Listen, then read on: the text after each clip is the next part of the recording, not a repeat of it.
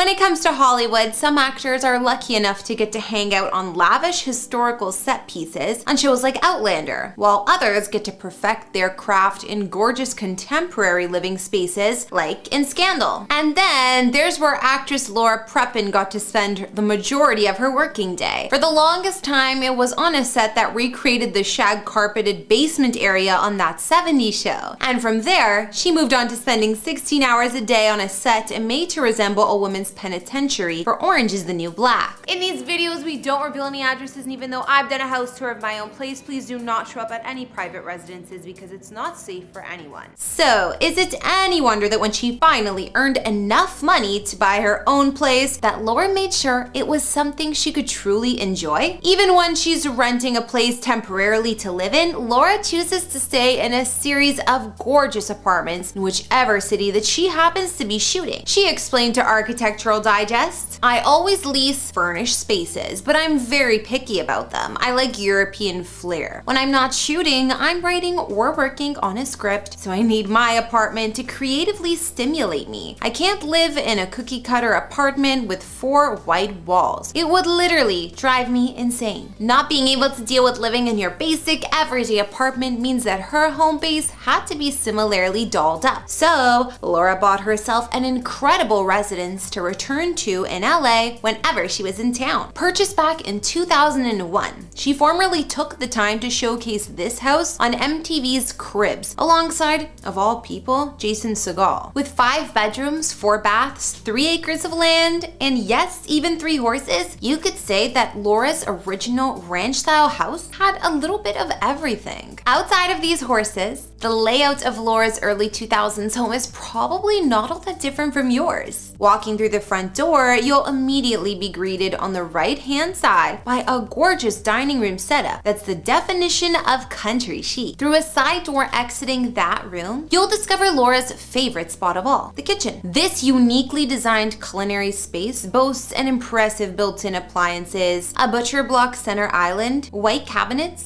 and a stone oven. But it's the little details in the form of murals Laura inserted all around the room that bring the space to life. It's a stylish idea that she carried over to her kitchen table as well to ensure that no single chair was designed the exact same. Down the hall and to the right of the kitchen, you would find Laura's chill room, where she once went to hang out and watch TV. This space boasted custom-made sofas, a glass coffee table reconstructed out of an old Indian window, a large TV, and a roaring fireplace. But as nice as that room looks, it doesn't hold a candle to Laura's stylish living room, anchored by a gorgeous fireplace and accented with leather seats, another Indian glass table, and a grand piano. Heading upstairs, one of the first rooms you'll enter is Laura's guest room. The one spot in the house, she says she got to unleash her inner girly girl by making this room as precious as possible, with a quilt-covered bed, green walls, and flowers etched onto every surface. When it comes to her own master bedroom, this space is a whole lot more contemporary. Boasting its very own sitting area and a custom-made king-size bed frame, this space could be perfect. You know, if Laura ever got around to buying herself the proper size mattress, that is. Okay, so Laura's bedroom might have had a kink in it, but out back, her pool sure didn't. Boasting a stone deck and a built-in spa, it's the perfect place to hang out and unwind on those warm Los Angeles nights. As much as Laura might have dreamt of owning a house just like this for about as long as she can remember, she didn't end up living here for all that long. In 2008, after about 5 years, she moved on to another part of Los Angeles. In May 2008, Laura paid $2.3 million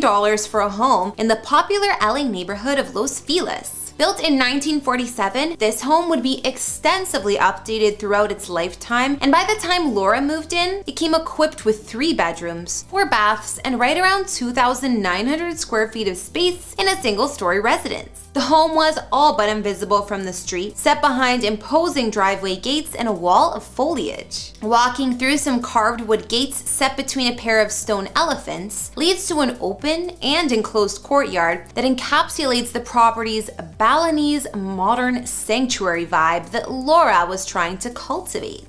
In fact, during a conversation about her home with Architectural Digest, she once described it as comfortable, beautiful, and vacation-like, with a backyard that's as big as the house. space. If you need further proof, look no further than the home's great room, which is made up of the property's living and dining spaces and boasts a massive carved stone fireplace, stone-tiled floors, a gorgeous stretch of windows, as well as classic French doors. And yes, for those of you with eagle eyes, that is the exact same coffee table from Laura's former home in the middle of the room, with that old Moroccan door glass inlay being the first big furniture Laura ever bought. She's brought it with her every time that she's changed residences. One room over from there is the chef's kitchen, a spacious and serene setup with walnut cabinets, a custom tiled center island, and built-in stainless steel appliances everywhere you look. And because Laura is something of a health nut, she tends to cook her own food a whole lot. Apparently, about 90% of the time, she's always eating at home on a stool in her kitchen just off the center island with her right leg kicked up on the counter. Very specific. So, whenever her friends come by to hang out, they always leave that spot open because they know that's where she'll be. Not far from there is a separate den where Laura could retreat to curl up and unwind with a good book. And then there's the primary suite, which is comprised of a large bedroom with crystal chandeliers hanging from the walls and its own private patio, while also including a custom fitted walk-in closet as well as a spa-style bathroom with both a jetted tub